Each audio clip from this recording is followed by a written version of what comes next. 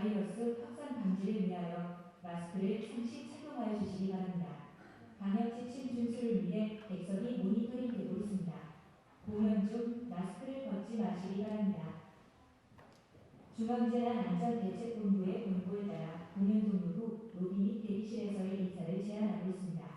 공연 및 물품 교환이 종료된 후 로비 조명이 꺼지며 바로 건물에서 퇴장해 주셔야 하오니 양해 바랍니다. 이제 곧 공연이 시작됩니다. 소지하고 계신 휴대전화의 전원이 꺼져 있는지 확인해 주시기 바라며 공연장과 사전에 협의되지 않은 촬영과 녹음은 금지하고 있으니 협조해 주시기 바랍니다. 감사합니다. 즐거운 관람 되시기 바랍니다.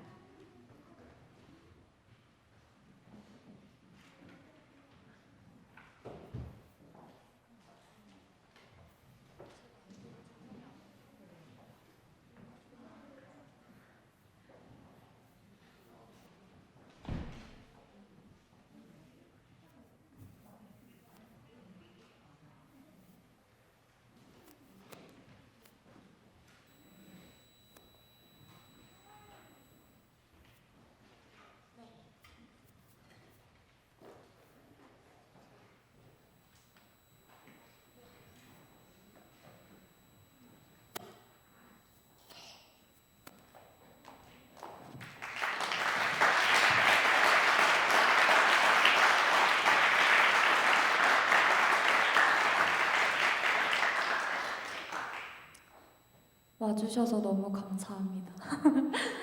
제가 이 공연을 조금 특별하게 준비를 했는데요. 이것은 처음부터 끝까지 제가 주구장창 피아노만 치는 게 아니라 제가 이 곡에 대한 설명과 그리고 어떠한 환경에서 이런 곡들이 나왔고 곡도 분석하면서 어떻게 이 곡이 이 현대 음악에 맞는지 그렇게 설명하는 그런 렉처와 공연이 같이 가는 렉처 리사이틀 되겠습니다.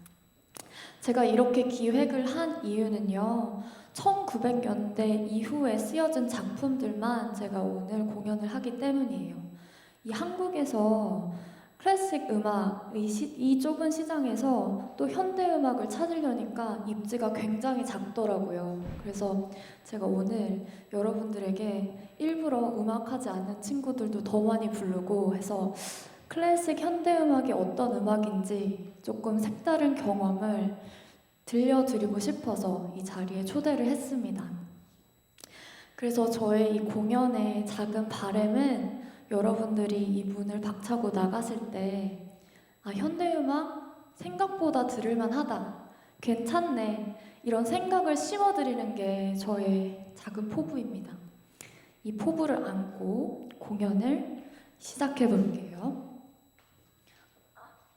제가 오늘 소개해드릴 작곡가는 조지 락버그라는 미국 작곡가인데요. 돌아가신 지 16년밖에 안 되신 굉장히 근래 작곡가이십니다. 그에게는 특별한 커리어가 있는데 이분이 이제 처음에 무조주의로 시작을 하시다가 음열주의라고 하는 굉장히 이성적이고 수학적인 새로운 작곡 기법에 빠지십니다. 그래서 한 10년 정도 굉장히 deeply engaged 되셨다가 그러던 와중에 20살짜리 아들이 죽어요. 그 아들이 죽음으로 인해서 이 이성적인 기법으로는 자신의 슬픔을 표현할 수가 없는 거예요. 그래서 안 되겠다. 원래 있던 기존의 음악 기법으로 돌아가자. 그래서 신낭만주의, 다시 조성음악이 있는 신낭만주의로 돌아서게 됩니다. 그래서 저는 잘 안 보이시지만 저의 얼굴이 이만큼 보이고 이게 흐릿하게 보이는 게 최선이에요. 그래서 죄송하지만 제가 이 세 피리어드로 나눴는데요. 초기는 이제 그가 미국에서 교육을 받고 선배들의 작곡 기법을 수용하는 그런 시기를 초기라고 했고요. 중기는 이제 아까 말씀드렸던 음열주의라고 열두음을 동등하게 사용한다 했던 그 기법에 빠졌던 데를 이제 중기.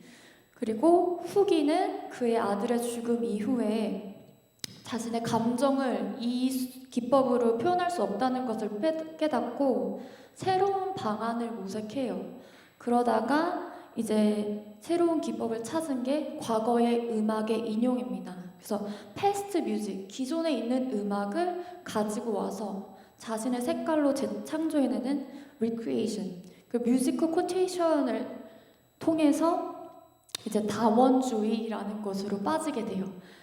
그래서 저는 이 초기, 중기, 후기의 특징을 가장 잘 흡수해낸 피아노 곡 3곡을 오늘 선보일 예정입니다. 먼저 초기부터 조금 더 디테일하게 설명해 볼게요. 초기에는 2가지 영향이 있었는데요. 재즈하고 전쟁이 있었습니다. 그래서 락커버그가 어렸을 때 굉장히 다양한 음악을 접할 수 있었어요. 그가 처음에 이제 메네스 음대라고 뉴욕에 있는 음대를 다니게 되는데요. 예나 지금이나 뉴욕은 정말 생활비가 비싸요. 그래가지고 생활비를 벌기 위해서 이 사람이 재즈 클럽에서 알바를 뛰게 됩니다.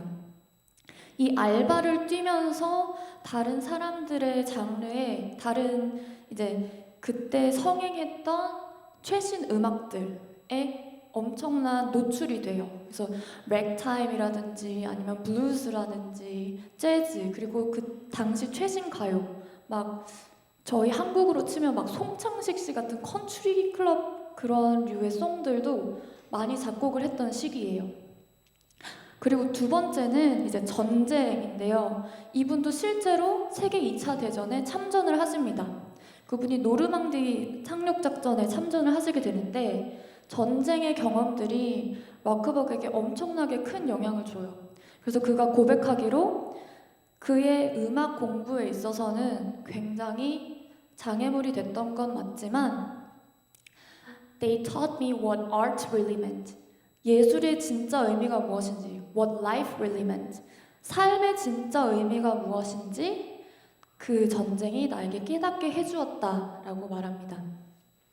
그래서 락커버그의 음악이 실제로 전쟁을 겪기 전에 훨씬 더 조성음악이었어요. 그리고 전쟁을 겪고 난 후에 무조 음악으로 빠지게 되는데요. 여기서 잠깐 음악을 안 하시는 분들도 있으니까 조성음악과 무조음악이 무엇인지 잠깐 짚어드리고 갈게요. 조성음악은 일단 C 메이저 아시죠? 이 C 메이저는 도라는 음을 으뜸으로 중심으로 나열된 7개의 음을 다장조라고 해서 이게 이제 C를 중심으로 다른 음들이 존재한다라고 생각하시면 돼요. 그 말은 다시 말하면 중요한 음, 으뜸음이 있고 덜 중요한 음들가 있다라고 생각을 하시면 돼요.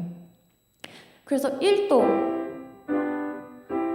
이런 이제 화성 체계가 나오는데요. 각각의 기능이 다 달라요. 그래서 이 으뜸음을 중심으로 다른 음들이 기능한다. 한 예를 들면 7번째 음인 이 시는요. 이끈음이라고 하는데 항상 으뜸음으로 가려고 하는 경향이 있습니다. 그래서 영어로 하면 리딩 톤이에요. 항상 도를 향해 간다라고 해서 도를 중심으로 다른 음들이 기능들을 하고 있는 게 조성음악. 쉽게 얘기하면 이제 귀에 편한 음악이라고 생각을 하시면 돼요. 반면에 이제 무조음악은 그 화성 체계를 다 무너뜨린 것, 다 무시한 거라고 생각하시면 돼요. 굉장히 불편한 것도 수용해야 되는 그런 것들이 무조음악이고요. 이제 이 개념을 알고 곡으로 넘어가 보겠습니다. Prelude and Fuguetta in D minor라는 곡인데요. 이것은 타이틀에서도 볼 수 있듯이 48개의 Prelude and Fugue를 쓴 바하의 곡에서 영향을 받은 곡이에요. 이 바하의 48개 Prelude and Fugue는요. 피아노 레퍼토리에서는 이제 구약 성서라고 불릴 만큼 피아니스트라면 꼭 쳐야 하는 그런 곡이고요. 작곡가로서도 한 번쯤은 꼭 공부해야 되는 필수, 제일 중요한 곡입니다. 락버그도 예외가 없이 이 곡을 공부하고 있었고요. 그리고 여기서 나오는 모든 작곡 기법, 바로크 시대에 있었던 작곡 기법을 모두 수용하게 됩니다. 근데 여기서 멈추지 않고 락버그는 이제 자신의 색깔도 넣게 되는데 1차원적으로는 이제 20세기 음악적 용어들을 사용해요. 이제 4분의 5박자라는 개념이 20세기 초부터 생겨났고요. 그리고 not too slow but very expressive라고 맨 처음에 보시면 템포 마킹에 영어를 써요. 하지만 저희 클래식은 통상적으로 이태리어를 씁니다. 그래서 아다지오, 안단테, 알레그로 이런 것들을 쓰는데 이제 자신의 모국어를 쓰면서 20세기 용어도 수용하기 시작했고요. 이게 이제 프렐류드의 첫 번째 처음을 나타내는데요. 제목이 Prelude and Fugue in D 마이너잖아요. 이 D 마이너의 중심이 있는지 한번 들어보세요. 제가 세 프레이즈만 쳐볼게요.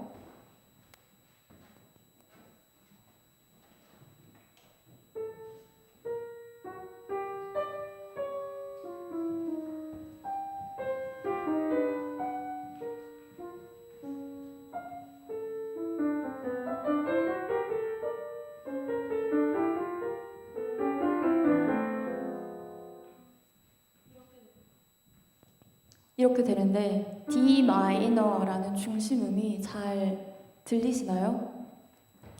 제가 그 바하의 이 사람이 공부했던 바하의 Prelude and Fugue에서 Prelude in D 마이너를 쳐볼게요.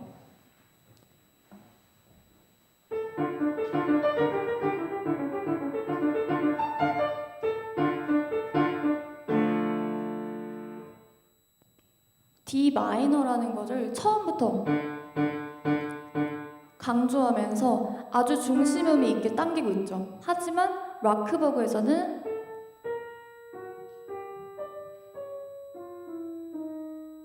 조성을 알 수가 없습니다. 근데 여기서 더 나아가서요. 반복되는 음이 없어요. 맨 첫 번째 프레이즈만 보셔도요. 단 한 음도 반복이 되지 않습니다. 두 번째 프레이즈도 F를 제외하고는 한 번도 반복이 되지 않습니다. 이게 무엇을 의미하냐면요. 12음을 동등하게 썼던 음열주의라고 했던 것을 예고하고 있다라고 말씀드릴 수 있습니다. 반복을 하지 않는 것은 어느 특정 음을 조성음악이라는 것에서 무조음악으로 가고 있다라고 말씀드릴 수 있어요. 또 푸게타를 보시게 되면요. 이것도 엄청 보수적인 기법으로 쓰였는데 푸게타는 푸가의 short version, 푸가의 조그만한 거라고 생각을 하시면 돼요. 그래서 푸가에서는 어려운 말로 하면 대위법이라고 하는 카운터 포인트가 나오는데요. 쉽게 말하면 이제 대화라고 생각을 하시면 돼요. 그래서 주제가 나오고 거기에 대한 응답이 나온다. 바하를 예로 들면요.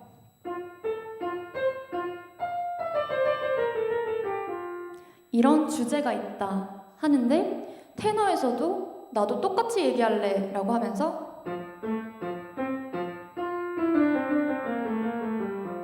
이렇게 말해요. 그래서 바하가 어떻게 썼냐면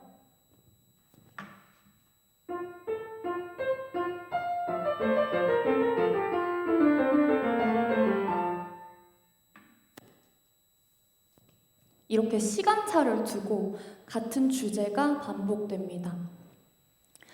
여기서도 똑같이 주제와 응답이 나오는데요. 물론 하모닉 랭귀지가 조금 달라서 다르지만요. 보시면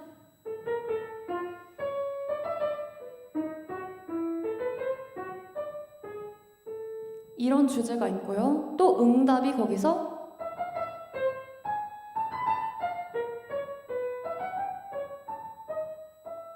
이렇게 나와요. 그래서 굉장히 보수적인 기법으로 쓰였다. 근데 거기서 멈추지 않고 제 마이크에 에코가 너무 많은 것 같은데 조금만 줄여주실 수 있나요? 거기서 멈추지 않고 여기서 바하의 fugue, C 마이너 fugue를 인용을 합니다. C 마이너 fugue는요.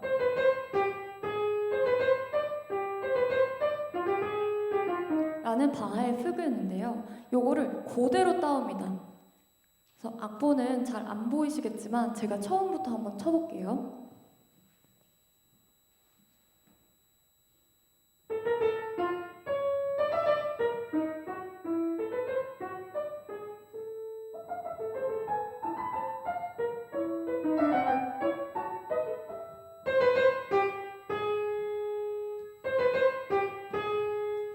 이렇게 다른 성부가 방해하지 않고 이것만 stands alone 하면서 나는 바하를 인용하고 있습니다. 아주 제대로 얘기를 하고 있어요.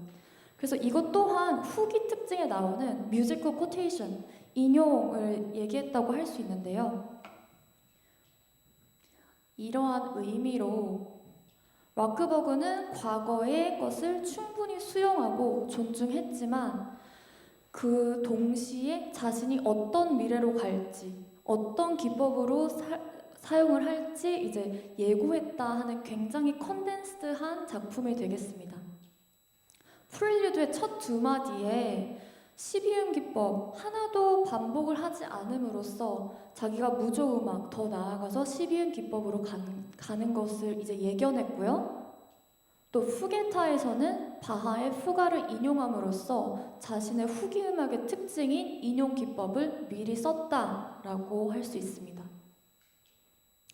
그래서 제가 앞에서는 프렐류드가 조성이 없다라고 했는데 이게 곡이 가면 갈수록 D 마이너라는 것을 굉장히 끌고 있어요.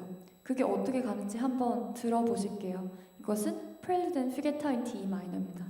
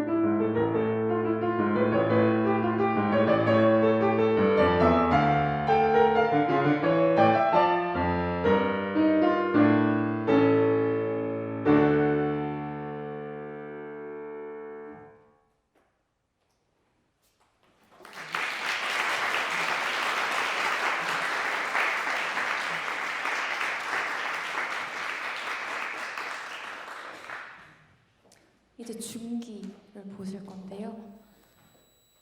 이 12음 기법이라는 게 쉔베르그라는 사람이 창안한 건데요. 이 12음 기법을 마크버그가 처음 접하게 된 계기는 그의 선생님이었던 아돌프 바이스라는 사람을 통해서입니다. 이 사람도 쉔베르그에게 직접 배웠던 쉔베르그의 제자였어요. 근데 아돌프 바이스라는 사람한테는 또 특별한 엄청나게 유명한 제자가 한 명 더 있었는데요. 그분은 존 케이지라는 사람입니다. 존 케이지는 누구냐면요.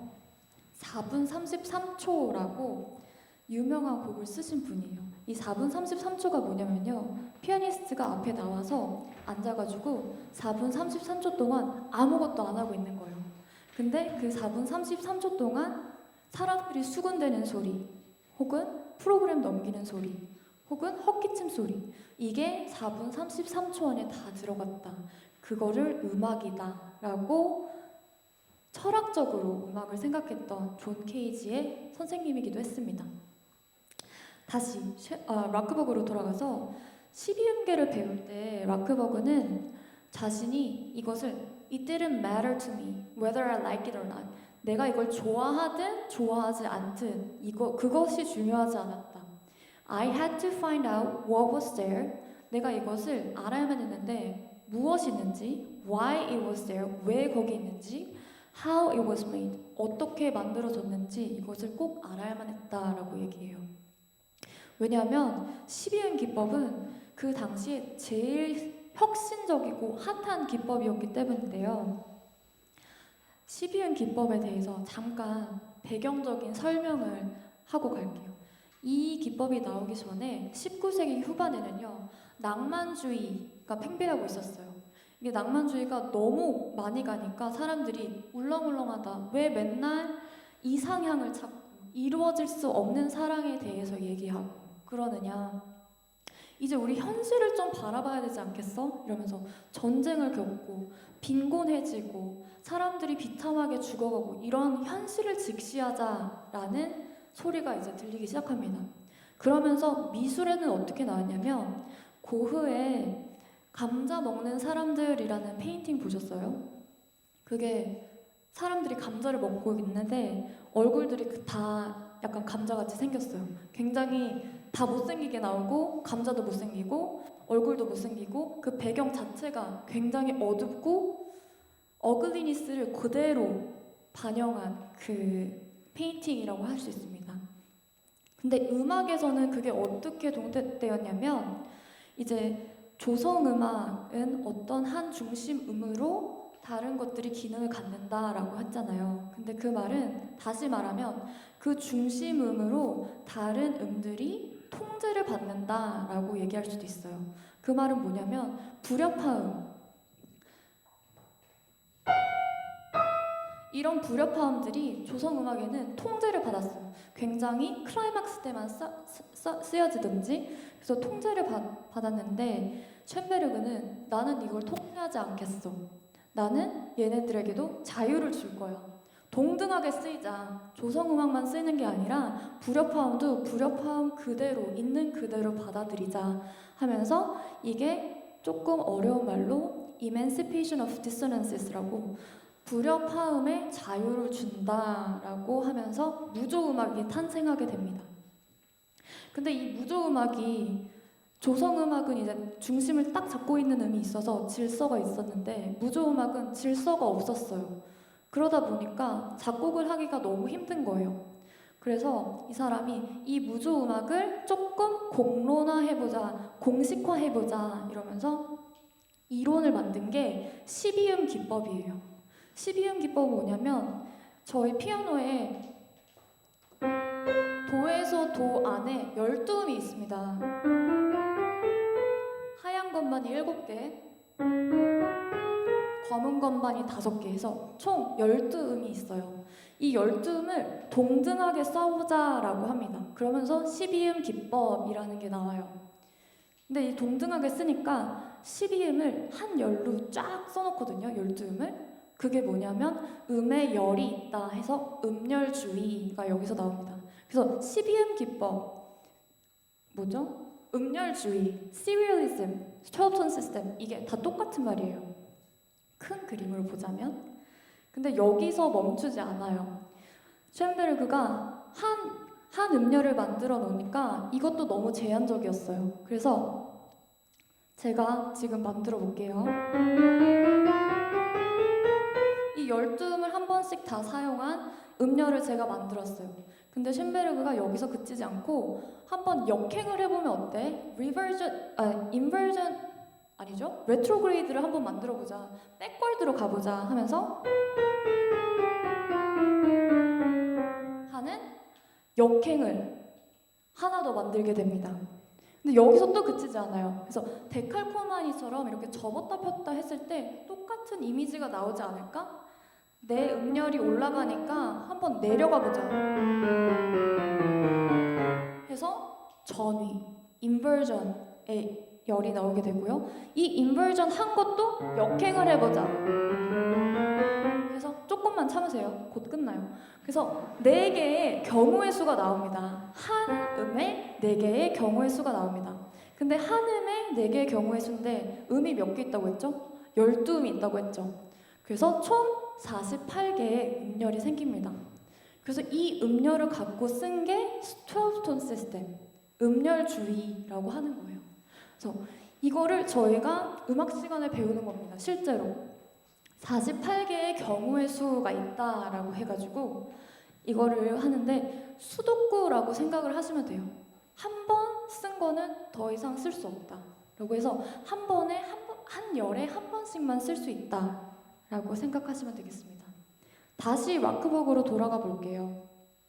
이렇게 수학이고 원칙화된 CDM 기법을 와크버그는 자신만의 방식으로 소화하려고 굉장히 노력했는데 그게 바로 리리시즘, 서정적인, 되게 노래하는 그런 뜻이거든요. 그러면서 이렇게 말해요.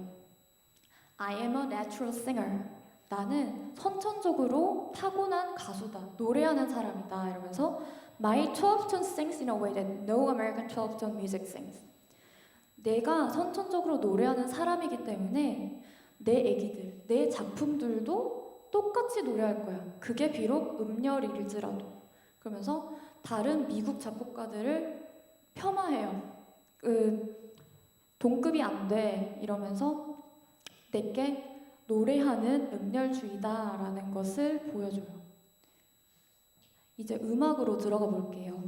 이 중기 시대를 대표하는 소나타 판타지아라는 곡이 있는데 이거는 1955년도에 하워드 르보우라는 사람에 의해서 줄리어드에서 초연이 됐습니다.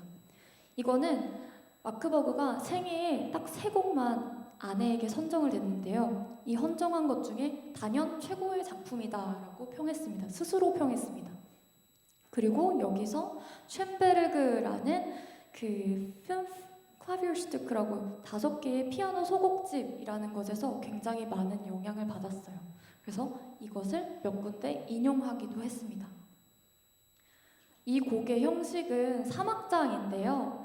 3악장 형식, 악장의 사이에 인터루드를 넣어요. 그리고 처음과 끝에 프롤로그랑 에필로그를 넣어요. 그래가지고 7개의 다른 섹션이 아니라 하나의 큰 월크로 나오는 인상을 줍니다. 오늘은 시간 관계상 프롤로그랑 1악장만 다뤄볼게요.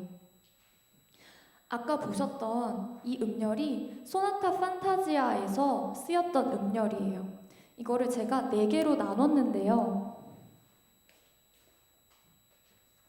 4개로 나눈 이유는 이게 반음계적으로 하행하고 반음계적으로 상행하고 하행하고 상행하기 때문에 4개로 나눴고 컬러는 제가 마음에 드는 색깔로 임의로 정했습니다.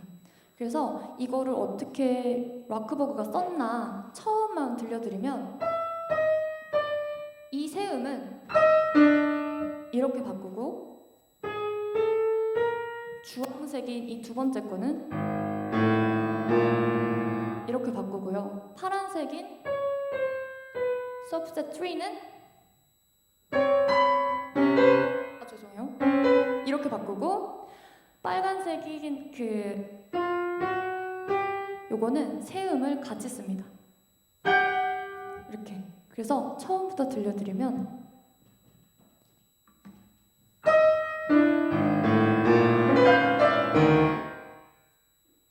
이런 음악이 돼요. 그래서 조금 힘드실 수도 있지만 이게 제가 찾아놓은 음열입니다.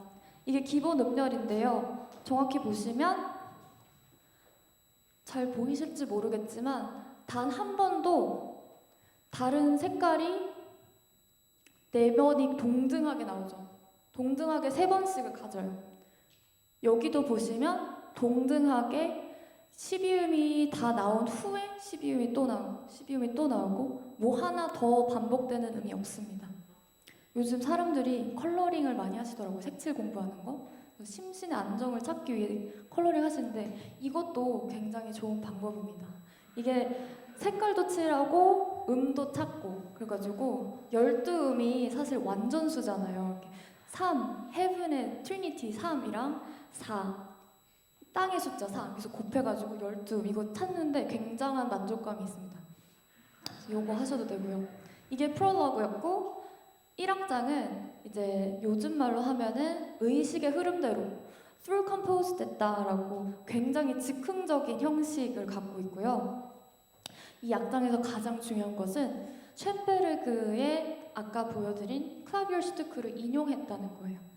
그래서 이것은 즉흥적으로 표시가 돼가지고 리튼이 돼가지고 박자가 없어요. 박자가 없는데 대신에 쇤베르그의 클라비어 슈투크가 나올 때 여기 보이실지 모르겠지만 갑자기 박자가 생깁니다.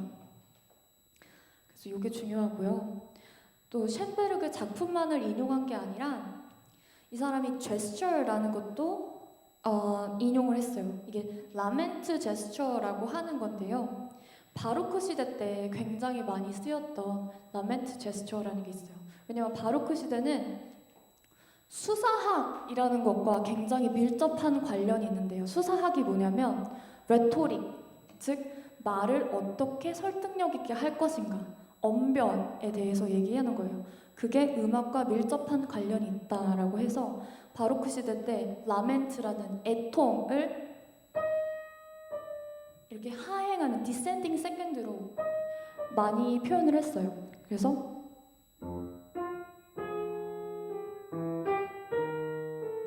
이렇게 내려오는 게 라멘트 제스처입니다. 근데 이게 로맨틱 피리어드에도 보여요. 낭만 시대에도 어떻게 보이냐면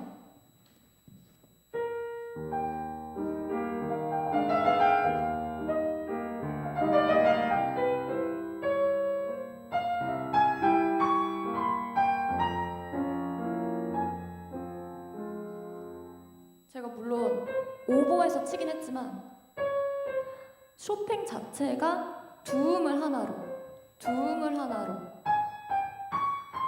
8음을 큰 프레이즈로 만든 게 아니라 두음씩 묶어놨어요. 그 말은 여기도 라멘트 제스처가 쓰였다라고 볼 수 있고 라크버그는 어떻게 썼냐?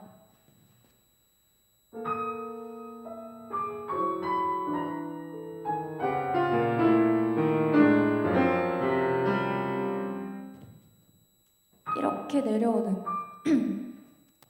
이게 랭귀지가 달라서 그렇지 제스처 자체는 다 똑같습니다. 그래서 라멘트 제스처도 썼다라고 볼 수 있고요. 정리를 하자면 음열주의 이렇게 딱딱하고 수학적인 음열주의지만 노래하려고 라크버그는 굉장히 애썼다. 나는 내추럴 싱어니까 그 중에서도 노래하려고 굉장히 애썼다라는 걸 보실 수 있고 고전적인 기법을 그래도 수용했다. 3악장 형식이라는 거는요. 모차르트, 하이든, 피아노 소나타를 보면 90% 이상이 3악장입니다. 가장 많이 쓰였던 거고요. 4악장이 들어온 거는 베토벤이 심포니 형식을 도입하면서부터 들어와요. 그래서 그 전에는 다 3악장이었다. 고전적인 기법을 했고 또 판타지와 소나타라는 것 자체가 그 장르 자체가 굉장히 오래됐기 때문에 고전적인 것도 버리지 않았다라는 것을 알 수 있습니다.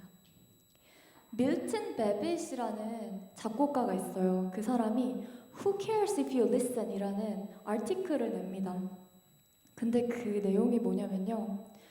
너네는 어드밴스드 된 피직스, 정말 고차원적인 물리, mathematics, 수학, even philosophy, 철학 이런 것들을 일반 대중들이 이해하지 않는데도 뭔가를 출간하고 발견하면 사람들이 박수 쳐주고 존경해 주는데 왜 현대 음악은 사람들이 이해하지 않는다고 쓰레기 취급을 받아야 되냐?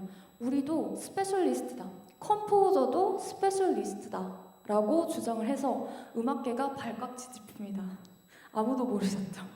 아무도 모르셨죠? 하지만 굉장히 센세이션한 그런 에세이였어요. 그래서 이게 우리가 이해하지 못해도 어떤 생각으로 이 사람들이 이것을 창안해내고 썼는지 한 번쯤은 들여다볼 만하지 않았냐 해가지고 제가 오늘 소개를 해드렸어요.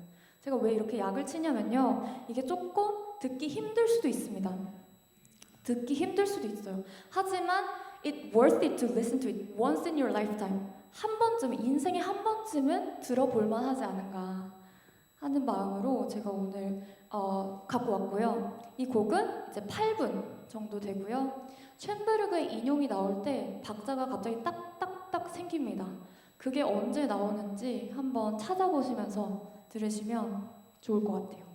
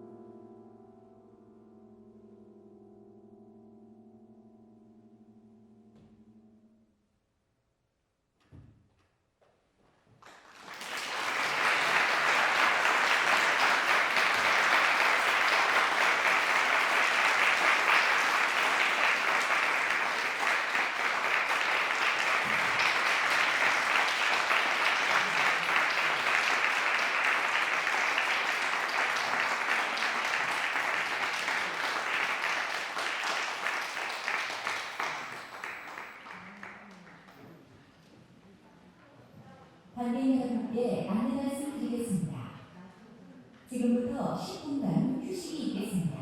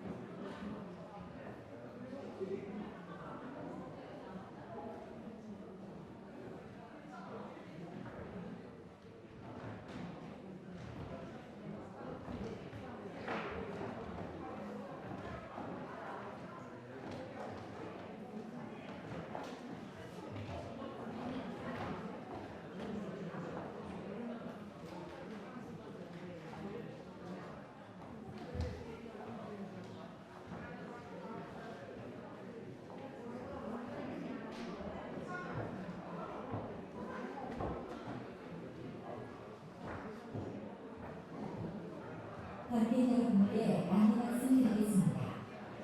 이제 곧 공연이 시작됩니다.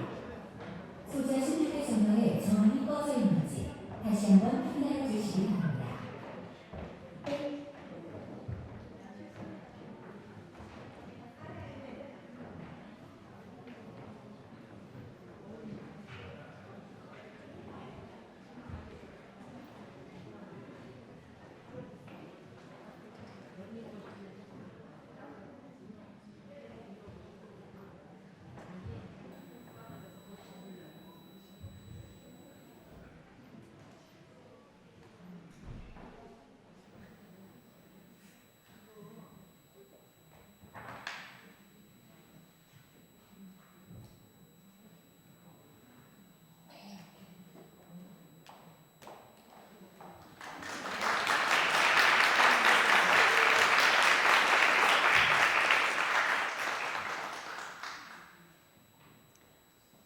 제가 이걸 준비하면서 교수님한테 1부를 렉처를 다 하고 2부에 퍼포먼스를 하면 내가 연주에 훨씬 집중할 것 같다. 어떠냐라고 했더니 저희 교수님이 소영, 거기 있는 사람들 너가 말하고 5분도 안 돼서 다 까먹을 거야.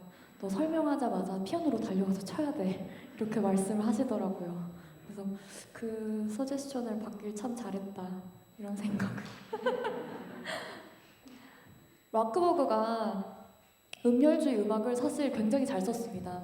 그래가지고요, 지금 뭐 윤여정 씨처럼 상을 진짜 많이 탔어요. 거의 1년에 2~3개씩 계속 탔는데, 그가 정상에 있을 때 이런 고백을 합니다. 나는 숨을 쉴 수가 없었다. I couldn't breathe anymore. 그러면서 There is everything artificial about it. 이렇게 얘기를 해요. 모든 것들이 인위적이어서 내가 숨을 쉴 수가 없었다. 이렇게 얘기를 합니다. 이렇게 음열주의의 회의를 느끼고 신낭만주의로 가는 데 있어서 과도기 트랜지셔널 피리어드를 거치는데요. 거기서 세 가지 애스펙트가 그에게 엄청난 영향을 줍니다. 첫 번째는 이제 찰스 아이브스라는 미국 작곡가가 그에게 영감을 주고요. 두 번째는 이 시각 미술, 비주얼 아트에서 영감을 많이 받아요. 큐비즘이라는 거에서. 그리고 세 번째는 그의 그 퍼스널 이벤트였던 아들의 죽음이 과도기적 시기에 엄청난 영향을 주게 됩니다. 그래서 첫 번째로 찰스 아이브스는요, 미국의 이 사람도 굉장히 특이한 사람이에요. 이 사람이 인용을 뮤지컬 코테이션의 귀재였는데요. 이 갖고 오는 거가 스펙트럼이 굉장히 넓었어요. 이게 클래식뿐만이 아니라 재즈 뮤직, 뭐 밴드 뮤직, 팝 뮤직, 민속 음악, 심지어 찬송가에서도 이 사람이 코트를 해가지고 자기 음악에 씁니다. 이 사람의 바이올린 소나타 4번을 보면요, 날 사랑하실 이 8마디가 그대로 나와요. 마지막에 그대로 나오고, 그리고 피아노는 엄청 다른 걸 하고 있고. 그래서 제가 이거는 꼭 들려드리고 싶어서 갖고 왔는데, 아이브스의 Three Places in New England라는 곡입니다. 한번 들어보실게요.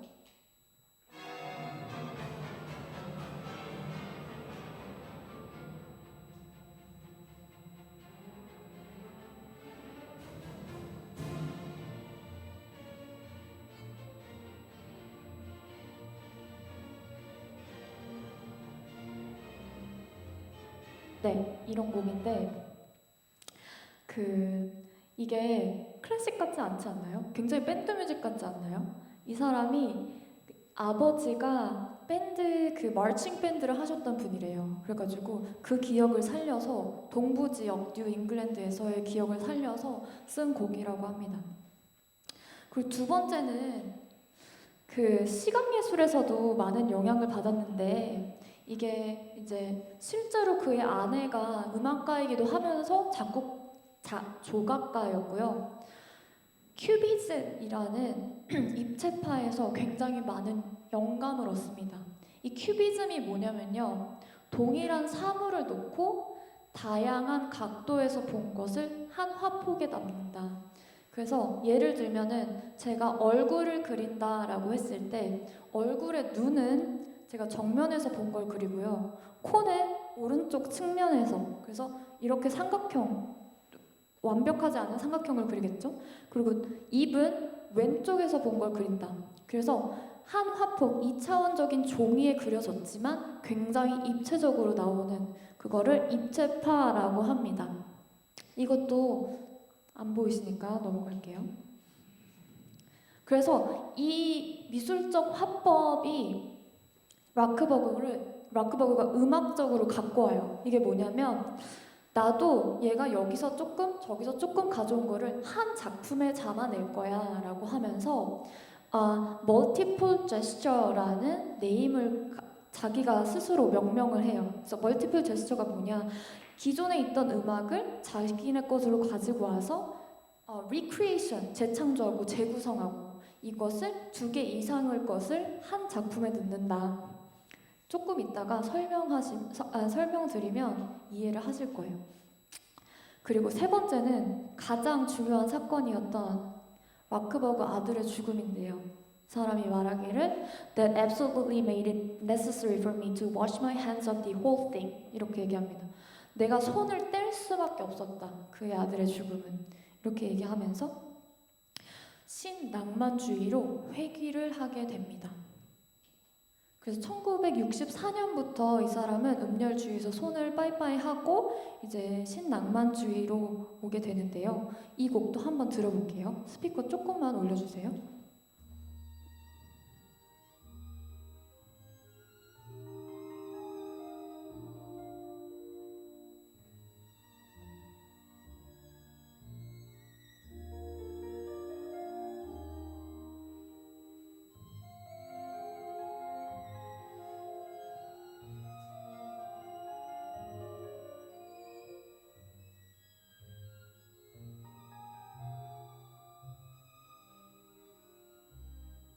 네, 이런 곡인데요.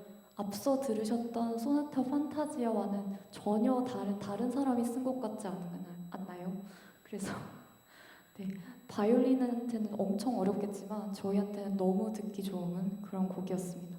그래서 다시 정리하자면 그 과도기적의 3가지 요소가 있었는데 그것은 찰스 아이브스의 뮤지컬 코테이션에서 왔던 거, 그리고 시각미술인 큐비즘에서 다원적인 그 각도에서 한 화폭에 그려놨던 그게 멀티플 제스처가 됐고요. 그리고 자신의 개인사였던 아들의 죽음이 되겠습니다. 음악으로 넘어가서요. 제가 후기 작품의 대표라고 뽑은 곡은 카니발 뮤직입니다. 이 곡은 1971년도에 작곡이 되었고요. 제롬 로엔탈이라고 저의 선생님이시기도 했던 분한테 헌정이 되었습니다. 이 곡은 5개의 악장을 갖고 있고요. 팡파레 마르치, 그리고 2번째가 블루스, 3번째가 라르고 돌로로소, 4번째 스푸마토, 그리고 5번째가 토카타 렉이라는 곡입니다. 본격적으로 곡에 대해서 설명하기 전에 모티브에 대해서 잠깐 설명을 드릴게요. 모티브는 이 곡을 구성하고 있는 가장 조그마한 세포라고 생각하시면 될 것 같아요. 셀이라고 생각하시면 되는데 이 곡은 바하의 심포니아 넘버 9번에서 뼈대를 얻었다라고 생각을 하시면 돼요.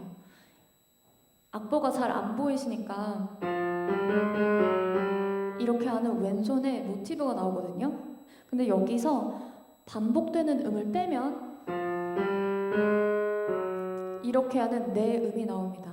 이 네 음을 카니발 뮤직의 악장이 곳곳에 숨겨놔요. 그래가지고 이게 하나의 큰 곡이다라는 통일성을 주는데요. 이 모티브를 음의 배열을 조금 바꿔서 반음계적으로 상행하는 그 모티브도 쓰게 됩니다. 이게 어떻게 쓰이는지 이제 봐볼게요. 첫 번째 악장인 팡파레 말치는요. 무조 섹션의 팡파레와 장조, 조성이 있는 곳에 말치가 한 작품에 있는 곳입니다. 그래서 팡파레를 보시면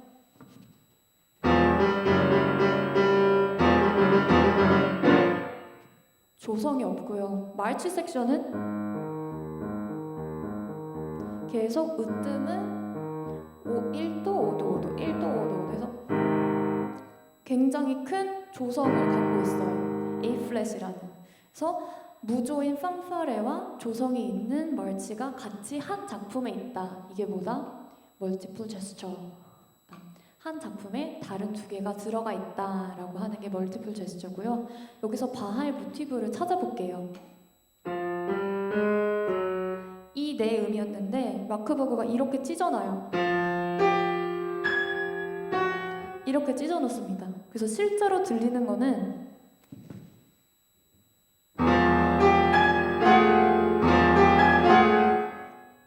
이렇게 돼요. 그리고 요거를 한음 올려가지고 이렇게도 되는데요. 이거를 두 음을 같이 치고 두 음을 같이 쳐서 해서 아무도 찾을 수 없는 바하의 모티브를 여기다 숨겨놓습니다. 말치 섹션에서도요 똑같아요. 여기서 이렇게 보이는데 이 헤미올라가 있고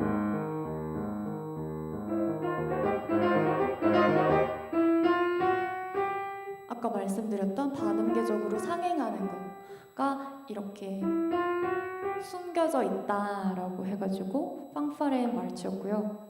두 번째 악장인 블루스는 이제 theme and variation 형식을 갖고 있어요. 그래서 주제가 나오고 변주곡 1, 변주곡 2, 변주곡 3 이런 거를 하게 되는데요. 변주곡 1에서 보이실지 모르겠지만 여기에 박자가 없어요. 박자도 없고 그리고 마디도 없습니다. 이렇게 줄에 마디가 없어요. 7줄이 그냥 마디가 없이 있어요. 무슨 뜻이냐면 엄청 즉흥적으로 쳐라. 완전 네가 임프로바이즈 즉흥적으로 치는 것처럼 해보라 하면서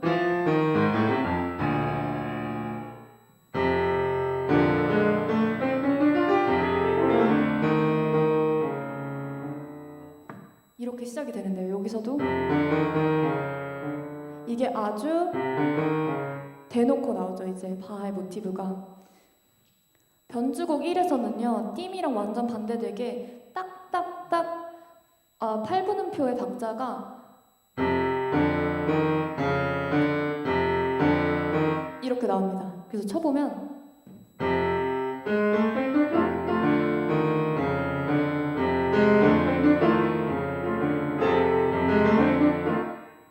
이렇게 돼요. 두 번째도 그 리듬을 바꿔가지고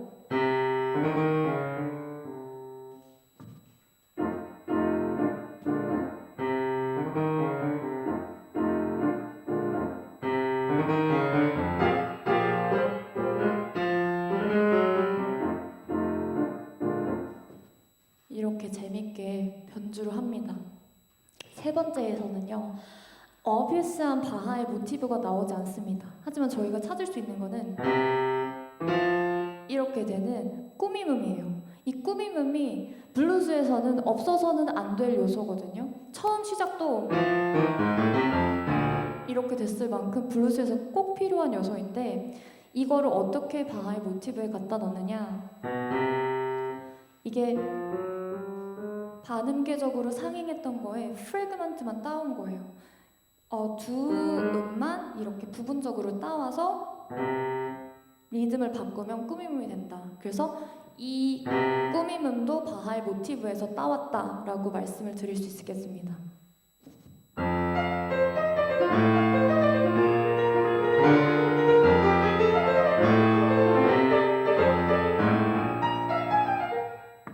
이렇게 되는 곡이고요. 세 번째는 라르고 돌로로소라고 처음부터 끝까지 무조음악이고 조금 느리고 어떻게 보면 지루할 수 있는 곡이에요. 이거는 1과 2악장이 굉장히 역동적이고 빠른 악장이었는데 너 좀 컴다운해 이렇게 보시면 되겠습니다. 그래서 1악장과 2악장과 대조되는 느낌이고 4악장을 준비해주는, 여기서도 바하의 모티브가 어비스하게 나오진 않는데요. 여기서 이렇게 인터벌을 가지고 장난을 쳐요. 네, 시간상 넘어가고 스푸마토라고 네 번째 곡이 있는데 진짜 흥미롭습니다.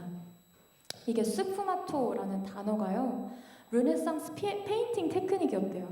그래서 르네상스에서 이 색깔과 다른 색깔이 있을 때 그 경계선을 극명하게 하지 않고 모호하게 한다라고 했을 때 그 to vanish with smoke, 연기와 같이 모호하게 경계선을 남겨놓는다 라고 했던 르네상스의 테크닉이고요.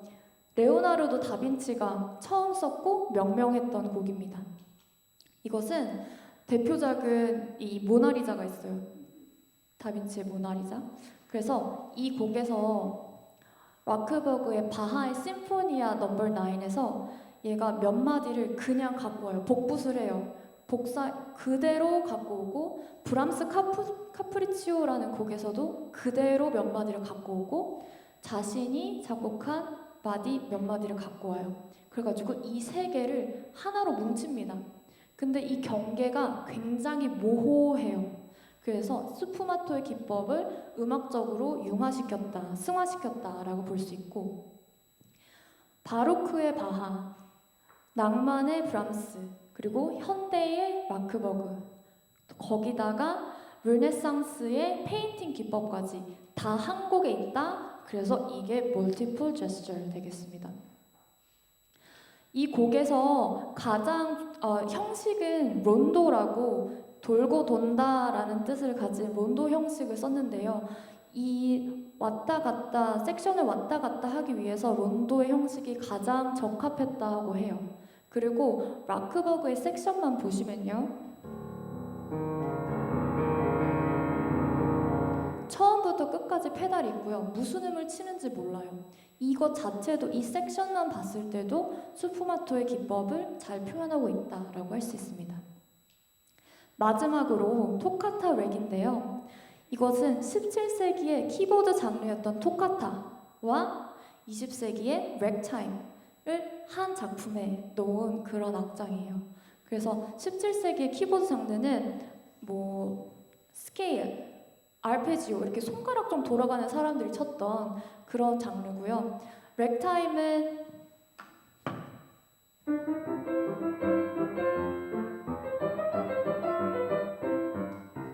이렇게 점핑 베이스가 있고요. 그리고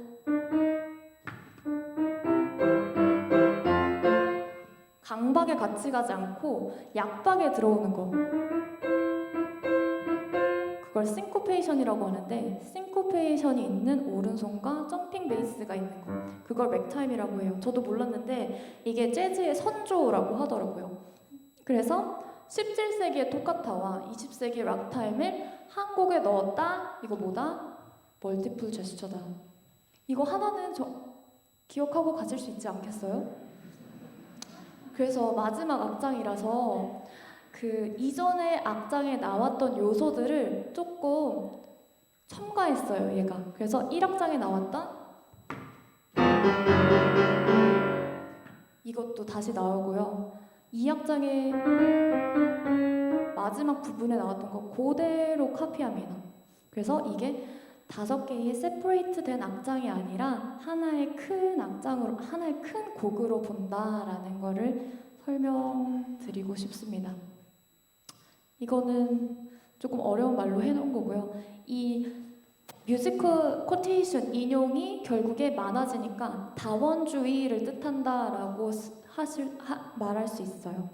그래서 이렇게 장황한 설명과 많이 부족했던 PPT 끝까지 함께 해주셔서 너무 감사하고요.